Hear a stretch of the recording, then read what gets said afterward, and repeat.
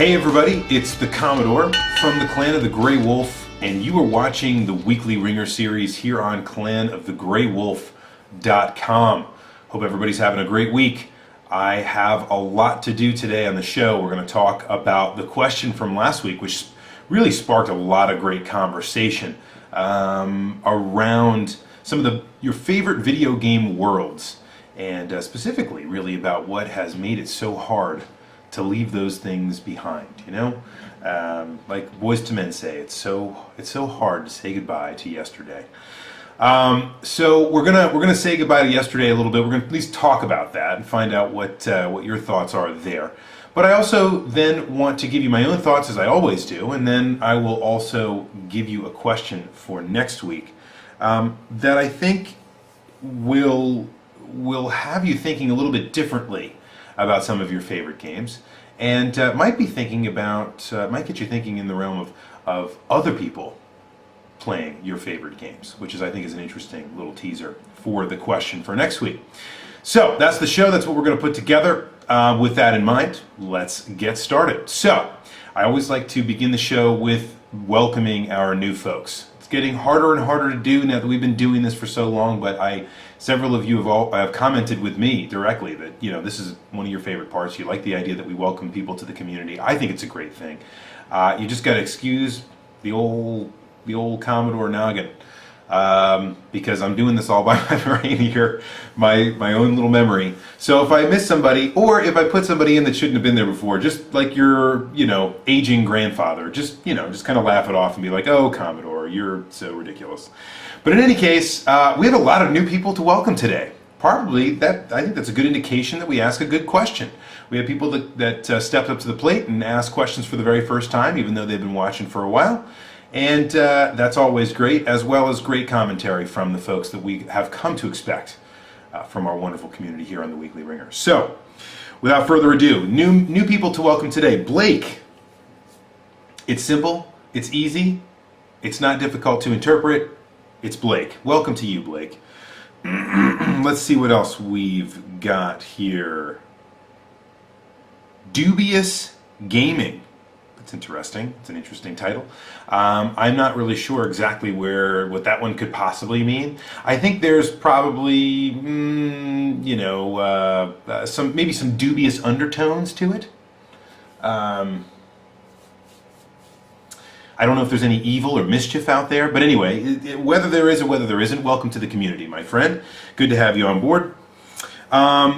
Evening Bean. I thought that was an interesting comment, or a name. I never really understood, in a lot of ways, I guess, where people come up with some of their creative usernames. I'm sure that all of you have some tremendous stories behind why you chose the names that you've chosen.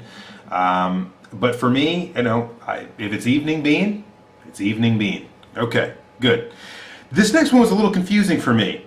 It's either Windows, or here we go, Windows on 91, which I think is cool, like maybe Windows in the year 1991 or something to do with that, or it's Windows Sun 91. It's probably the latter, not the former. I just thought the first thing, this is a little, maybe association. The first thing I saw, or I thought of when I saw your username, was Windows on 91. So, anyway, shows what I know. Welcome to you, any the case. And then we've got Shook 50. Welcome to you. Shook, shaken, not stirred, 50. And also Siska 83. Man, lots of new folks today. Welcome to you all. Thanks for being a part of the Weekly Wringer, and I look forward to seeing your many contributions moving forward with the show in the weeks, months, and dare I say, years to come. Great to have you all on board. So let's get right into this. Several of the new commenters today got on the list for some of the top comments that you guys provided as a part of the community. So it just goes to show you folks, a great idea, doesn't mean that you have to be tenured to get your ideas on the show. Just means you got to have something that I find unique and interesting. Now, I got a lot of contributions today. It's a big question. Let's set that up before I jump into it. Last week I asked you, and this was a question straight from the community, which I always love to ask those questions as well. But the question was, what is the hardest gaming world for you to leave behind or say goodbye to? And really why? I think we've all felt that feeling where, you know, the luster wears off of a game, or you're moving on to something else, or you've finished a game or something like that, and it's time to kind of put it away. And then you may think about it a little bit later, and it's really hard to walk away from those great games for many different reasons. That was the question I asked you guys, and what I did was I mostly wrote down for this week, for the contributions, the name of the game, and then we'll talk about that a little bit for the person that contributed it. So, but as I do now with the Weekly Wringer, I want to talk about some of the criteria that you guys set up that I agree with, for why some of these games that you listed ended up on the list. I'm going to go through that first because I think it's very important. Number one, you guys said that in some way, shape, or form, these games tend to speak to the human condition. In other words, they are artistic in ways beyond just fun or engaging. They happen to be something that speaks to you personally, or speaks to the way that all of us as human beings live our lives. Cool idea. I think that's one of the reasons why films are successful and why TV shows are successful. It just happens to be, I think, a universal factor in why things tend to be really cool and well accepted. Good. So, and I agree with that 100%. Number two, they are immersive.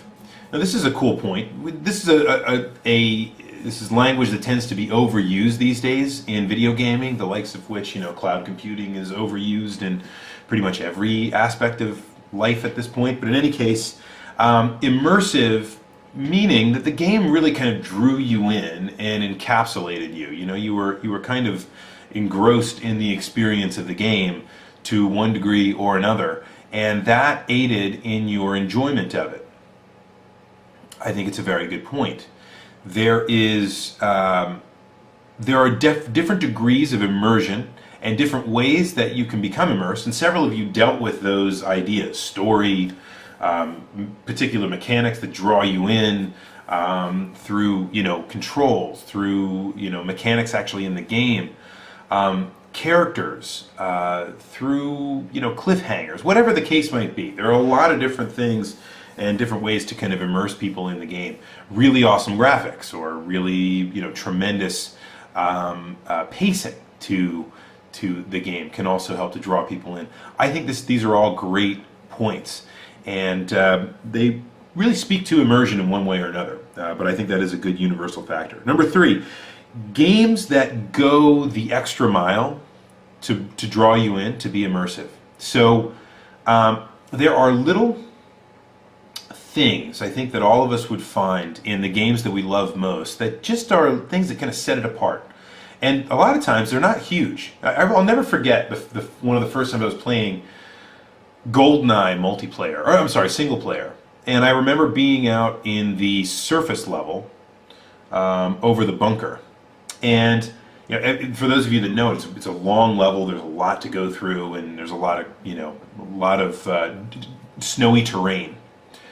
Well, at one point I was using the sniper rifle, and I think I went to go shoot somebody, and as I did in GoldenEye a lot, I missed them, and I missed the person, and it just like hit a snowbank behind them.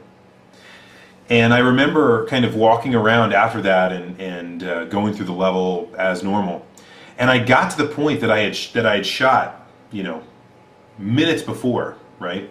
And lots of combat happened in between then. And I look up on the little snowbank, and there's the same gunshot where I missed the guy. That little layer of detail goes a mile toward bringing people into the experience. It doesn't pull you out of the fact that you're watching a game. It helps draw you back into the fact that you are a part of the universe, and that's a big part of it as well. Number four, nostalgia for a game can also outweigh the actual experience of the game. So for a lot of the things that we were talking about, many of you talked about the idea of nostalgia being very strong with those particular games, and that might directly impact your thoughts about it. And I think that's a good point. The way that we remember things a lot of times, anybody that ever watch, go back and watch some of your favorite shows from when you were a kid and realize that they're not so awesome. Some of them are, but most of them are usually not, right? Watching Thundercats now, it's like, I love Thundercats for what it was, but I'm not, it's kind of crappy. Teenage Mutant Ninja Turtles, right? I mean, if you go back and watch the original show, I dare say you will not be as impressed as you were as a youth. In any case, I think nostalgia can definitely affect the way that we look at these games, but nostalgia can also keep us ingrained in the experience to where it's harder to say goodbye. And that's what many of you talked about as well. And some of you even asked, have I ever really said goodbye? No, probably not. So that's a fair point anyway. Number 5, games that don't end when you beat them, I think, contributes to some of the difficulty in saying goodbye. Several of you mentioned, I think Maze brought it up initially, but several of you echoed those sentiments. The idea that games that have a hard ending and then a roll screen and you're done, roll credits and you're finished, those games I think are easier to say goodbye to than games that just don't end. And this should probably give you at least a little bit of a hint as to where I'm going to go with my answers. And where many of you went with your answers as well. I agree with all of those things. I'll say this too. Last thing I'll say is as a point, and this kind of just came to me very recently, but I think our willingness to suspend our disbelief has a lot to do with it. In other words, I think one of the reasons that nostalgia plays a big part in what we do is because we're willing to give a game or a film or a TV show or whatever. We're willing to kind of go, okay, yeah, this is fake, it's not real, but I'm just going to kind of jump in with both feet here and as if it were, right? And I think that's really cool. Those of us out there that are more willing to do that are actually playing these games, I think, in the ways that probably they were intended, rather than folks that aren't willing to really suspend their disbelief and just kind of play the numbers game and win at all costs, rather than trying to kind of really go through. I don't know if any of you have ever tried to do stuff like that, putting the game within a game, but the first thing that jumps to my mind is playing Grand Theft Auto 3 or Vice City and actually following traffic laws.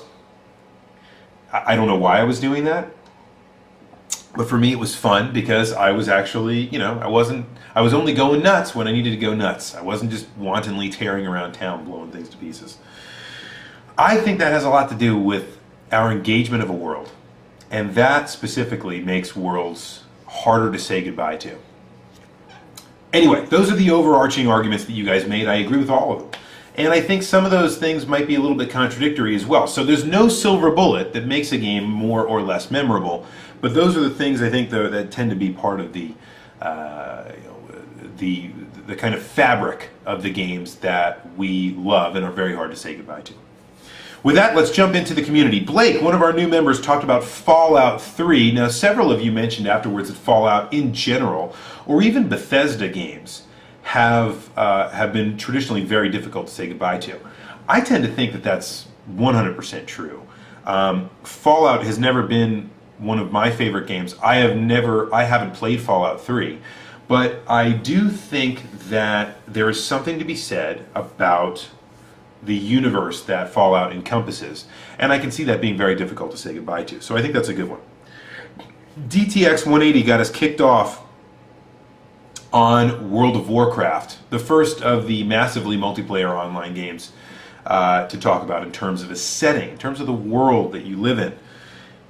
But I think what was interesting about World of Warcraft, of course I can't argue with that, but what I will tell you this, though, is that several of you, Mr. K kind of got us kicked off here, talked about the idea of the original World of Warcraft, before Cataclysm, before Lich King, before all these other things happened, is actually unduplicatable, right? So it's there. You can't ever go back to that moment. It's just kind of past.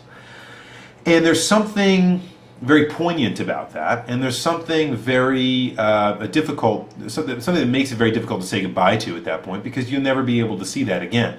It's nice, as Mr. K said, to be able to pull out